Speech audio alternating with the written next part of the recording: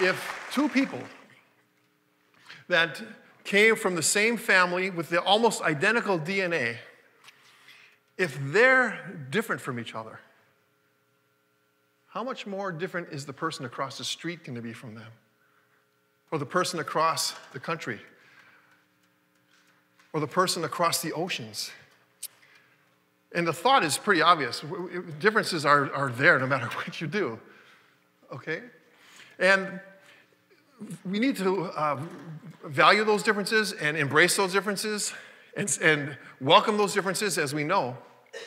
And that's true, because if you see something differently than I do, that's a good thing, because I will learn something about that particular thing that I never thought of before, because I see your point of view on it. And that's all well and good. We have differences. It's just something that's part of life. Everybody's completely different. But the problem I've seen over the years is this: how do you get people who are different to work together? Because you can promote diversity, you can teach about diversity, you can help people to value those differences, but yet they'll still say things like, "I'm not going to work with him. I'm not going to help her." Even though they see that they're different and they value that and they embrace that, sometimes you hit a roadblock with how do you get people with that? How do you get people to work together who are different? And that's really the question that I've struggled with throughout my career. Getting people who are different, and we've already established that we're all very different, getting people to work together when they're different, which is basically everybody. Okay. And in my journey along that particular path, I started thinking about, wow, how do we do this? How do we come up with a solution for that? Because I saw it everywhere. And one of the songs that came out at the time when I was starting to think about this when I got out of college was, if you back away from people from a distance, we all kind of look the same. And I said to myself, no, that's not really a good way to deal with the problem. Because when I go to work every day, the people that are there are working side by side. They're doing projects. They're doing budgets. I have to rub elbows with them. So backing away doesn't really work in the real world. But I really did want to find a way to find a means, a tool for people to work together. And I never thought that I'd come up with a tool to share with people on how to do that, but that's what I'm going to talk about today. Okay? So through the different experiences of my life, I started thinking, well, what about if we look for similarities in those differences that transcend the differences and are like common denominators that people can use to work together? And I saw a presentation that had something like this. And if you look up there, you see 3 living beings. They happen to all be mammals, and they're all very different. You have a bat that lives in the sky and flies. You have a whale that lives under the water in the ocean. And you have one of us, a human. And you might say, oh yeah, they're mammals. Yeah, they all produce milk. And they all breathe air. And those are the things that we know. But it's interesting, if you take a look at the skeletal system, and this is where I started seeing that there's some similarities there. I'm going to just focus on the forearm of the human.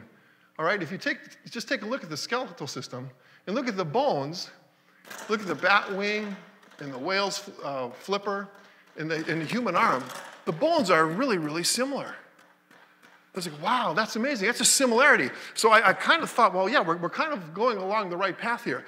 Things that are completely different have similarities when you start looking more closely at them. All right? I also think it's good at this point to bring up an obstacle to being able to do this. And what we need to learn to do is we need to relinquish our opinion and then celebrate the truths that we see as people. Because sometimes we'll see a truth like that, and somebody that believes in Darwin and evolution would say, aha, that's evolution that caused that, and they came from the same source, and they evolved into the same bone structure, and they just evolved over the course of time. And someone that believes in intelligent design would say, oh, well, I believe that came from a creator that designed things, and that's how I believe it. And it can become a controversy when you don't value those differences. But the point is, you have to see the truth that's there. Even though they're completely different, they have a lot in common. As people, we need to be into light and not to heat. Because heat doesn't celebrate the differences. Heat fights over the differences. And We have to see the truth for what it is and celebrate that truth like, wow, even though they're completely different, they have something in common. Now, this whole session is dealing with embracing our passion. And my passion for music and my core competency and my training is in music helped me to open up a world that I never saw before to explain this tool to you today. If you ever go to the hardware store and you need to get a flexible hose for your dishwasher, if you have a portable dishwasher that rolls around or a portable washer machine, you can buy a flexible hose. It costs a couple bucks a foot. But a lot of people don't realize that this actually can be used as a musical instrument. And I'm going to talk about the overtone series. This is about 2.5 feet long. It's corrugated. All right, and if I play it, it's actually an A. For those of you in music, it's an A. Okay, I could do duet, bum, bum, bum, bum. Okay, I can make music with this thing. If I put a hole here and blew in it like this way, I could play it like a flute. It'd be like a plastic flute or a recorder. That's the kind of sound it makes. That's pretty cool. But what I'm going to demonstrate to you is the overtone series with this flexible hose. All right? So it plays an A, which is the fundamental pitch. When I spin it, the air column is going to divide this tube in half. Okay, so here's the note. So right now, the tube, the air column is divided right in half. And it says up there it's an octave higher. Now, when I spin it faster, the air column is going to divide into thirds, and it's going to produce a fifth. So now there's 3 parts of the tube vibrating, creating a fifth, which happens to be the note E. Now, when I spin it faster, the tube is going to divide the air column into fourths, another octave.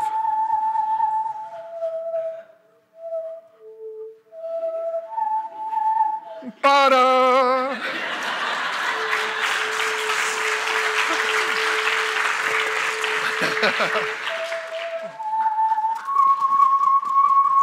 I can't get it going fast enough. But if I could spin it fast enough and the plastic would vibrate, it would be dozens and dozens of overtones going through all the notes that you can imagine in a scale. That's how the overtone series works. Now, I bet you never thought a flexible hose from the hardware store could be a musical instrument. So it has something in common with the cello. Isn't that cool? Now let me show you something, the same thing on the cello. I'm going to play in A, the same as I did on the flexible hose. And there you see the top. It's just open, it's the open string. When I cut the string in half, you get that note. I cut it into thirds, fourths.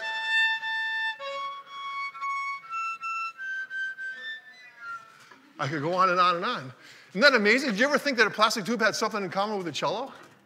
Completely different, but they do the same exact thing in the same exact way, except this is actually using a string to produce the sound, where the plastic tube is using a column of air to produce the sound.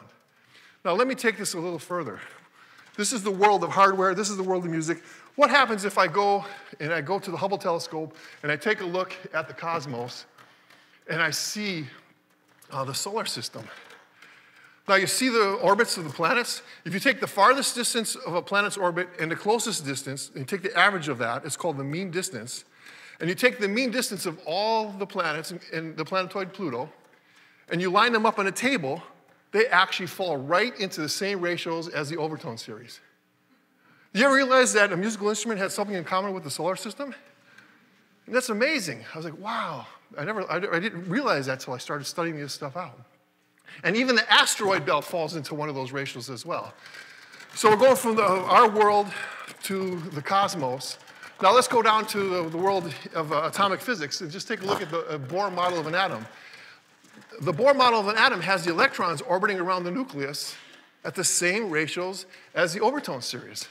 And by the way, the overtone series has been around for thousands of years. It was something that Pythagoras developed with his Pythagorean theorem. And so here are 3 different worlds: atomic physics, astronomy, in our world, and they have something in common called this overtone series. And the point is this: when you look closely at something and really take a close look at it, you can find things that they have in common. And there are a lot of things like that, and it works with people as well. okay? It works with people. And that's the beauty of it. You need to value the differences, and because that lays a foundation. That lays a foundation for being able to get close to people, and as you get close to them, you get to see the things that they have in common. The other lesson from this is that you have to look at the inner things, the intrinsic things, not the physical things. You have to look for the similarities that are inside of people, because those are the things that transcend the physical. It transcends the color of our skin. It transcends what our worldview is or our faith or what country we come from. It transcends the ethnic heritage that we have. We all have so many things in common. And the beautiful thing about it that I've just appreciate so much is when you start seeing these internal things and valuing them and trying to find those similarities, what you discover is that those inner things are really the most important things for people. The most important things in life are the inner things that we have inside of us. Now, the world of music helped me to understand this, and here's what I would like to give to you for something to think about this over the next week, next month. I want you to take something out of here today. Think about the situations you're going to be in where people aren't working together. And here's what I've learned from music theory. You have to discover and celebrate those key similarities that you find, okay? Find the common denominators in people. Look for things that they have in common, and then celebrate those things. Get them to celebrate it as everyone that's involved in that, get them to celebrate what those things are, okay? And then when you discover them and you celebrate them, actually there's two steps. You discover them, and then you celebrate them. And they're equally important. If you just go around pointing out all the things we have in common and don't do anything with it, it's not going to do anything. And you also have to think about what are the key things with this particular group of people that I need to bring together to celebrate. So go discover the things that people have in common that you're working with. Discover those things. Think about what would bring them together, and then celebrate that and point it out and say, isn't it great that we have this in common, and somehow get them to celebrate it, and they'll start working together. It'll get them to gravitate towards one another. And when they gravitate towards one another and they see the things they have in common, you have community. And you have constructive communication because you're talking about the really important things in life. It's a wonderful thing. Let me show you talk to you about a couple examples. In the not so distant past, there was a movie about Nelson Mandela.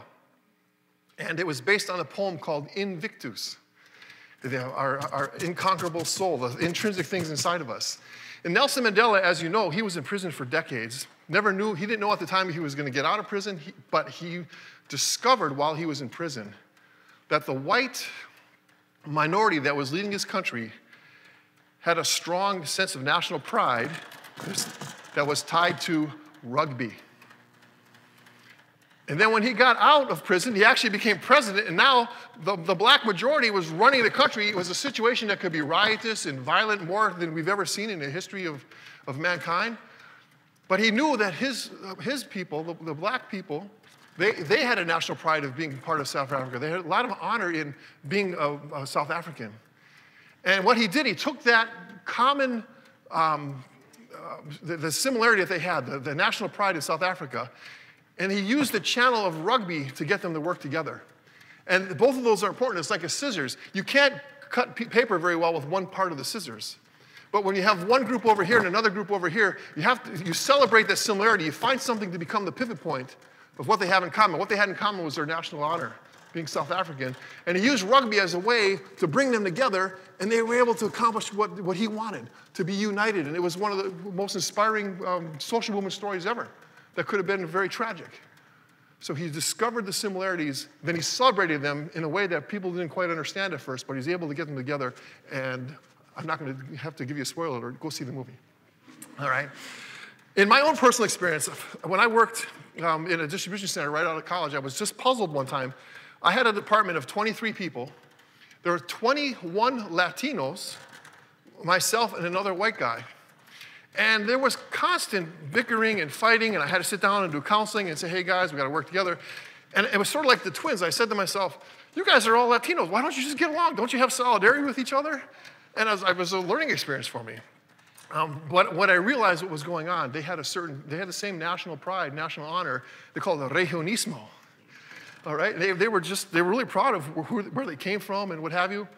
So I saw this, and what I did is I set up an international potluck lunch one day, and I told everybody, we're going to have an international lunch. I want everybody to bring your favorite food in from your country. And people walked in, and the people from El Salvador brought pupusas. Dominican Republic, they brought sancocho, and there was flan, rice and beans, pasteles. And everybody's walking in, proud as a peacock, and they're smelling the food, and we had picante sauce. And it was like, oh, this is great. Oh, yeah, your family makes that too. Oh, yeah, my mom puts this in here, and that type of thing. It was just a wonderful way to take that regionismo that they had in common and find a way to celebrate that with comfort food. Comfort food's a physical thing, but it actually is a very intrinsic thing because it brings you back to your family heritage and your background and who you are, all right? And those intrinsic things are really important. We have to see our similarities amidst our differences. And here's just a list of some things that everyone has in common. This is not an exhaustive list. You can go back to your homes and your jobs, lather this up a little bit and develop this, but these are some things that people have in common. The need for respect, the joy of progress. When a team makes progress, they feel good.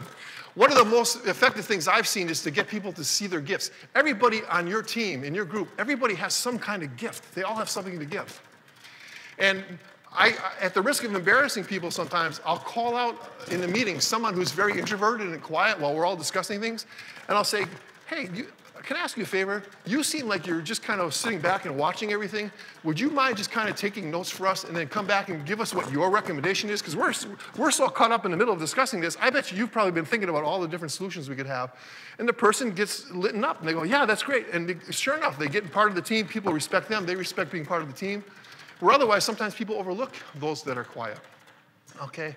So again, all these things are things that you can take and see as tools for you to use with the people that you work with. Look for something that your team, your people have in common, that's an intrinsic, internal thing, and then celebrate it somehow. Get people to work together and produce something from it. What I like to do to close out is I just want to, you've seen these two paint cans sitting up here. I want to point out a similarity between you and me and these paint cans, all right? One of these paint cans is brand new. It's full. It's all shiny. It's got the right stuff on the inside. It's ready to go. And this paint can is empty. All right, think about it. Which paint can are you? Are you the full paint can with all the right stuff, or are you the empty paint can? And I propose to you today that it's better to be the empty paint can. You have poured yourself out. You have emptied yourself. You have taken what you have inside of you, and you've applied it all around, and with the different types of paintbrushes and rollers and what have you, and you've created beauty around you from what's inside of you, because you do have something inside of you that I don't have and nobody else in this room has. You have something that only you can do that nobody else in this room can do, and you've got to pour yourself out, empty yourself out, and let your color be part of everything that you do. And then what happens is other people start emptying out their paint cans, and you have different hues made, and this person does this well. I might have paint that glows in the dark, and you might have paint that's waterproof, and we have a need for that, and we work together. We pour ourselves out. We empty ourselves out. And we're creating a new kind of paint that's never been seen before. And that's a beautiful thing. That's what I see as a similarity for all of us. We all have something that we can do to pour ourselves out with our passion and our gift to make the world more beautiful as we work together. And it could be said with all sincerity and all truth. I could say to you, you could say to me, and we could say to one another when we're pouring ourselves out, and we'll never empty out because those who empty themselves out always have more to give. I could say of you, you could say of me, and we could say of one another, I am inspired by you if we do this. Thank you very much.